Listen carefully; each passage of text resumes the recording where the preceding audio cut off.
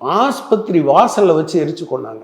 இந்த அர்ஜுன் சம்பத் அதாவது அப்படி எரிச்சு கொன்னதில் என்னன்னா டயரை போட்டு போலீஸ் வாகனத்திலிருந்து பெட்ரோலை எடுத்து அவர்கள் மீது ஊற்றி எரிச்சு கொன்னாங்க.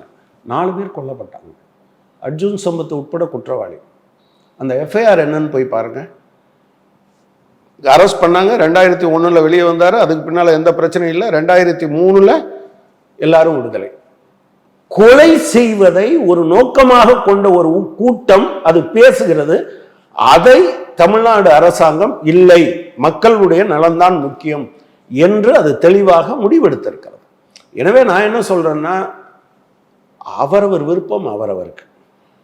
நீங்க சாமியை கும்பிடுங்க, நீங்க ஆடு வெட்டி கும்பிடுவீங்கன்னா ஆடு வெட்டி கும்பிடுங்க, மாடு வெட்டி கும்பிடுவீங்கன்னா மாடு வெட்டி கும்பிடுங்க. நீங்க இல்லை எங்க சாமிக்கு இதெல்லாம் வேண்டாம்னா கும்பிடுங்க. ஆனா எல்லாவற்றிலும் பிராமணிய கலாச்சாரத்தை மேலாதிக்கத்தை நிறுவ வேண்டும் என்று ஒரு பகுதி விரும்பும் என்றால் அதை தடுத்து நிறுத்த வேண்டிய அரசமைப்பு சட்டம் என்ன சொல்லுதோ அதன் அடிப்படையில் நிப்பாட்ட வேண்டிய பொறுப்பு தமிழ்நாடு அரசாங்கத்துக்கு உண்டு.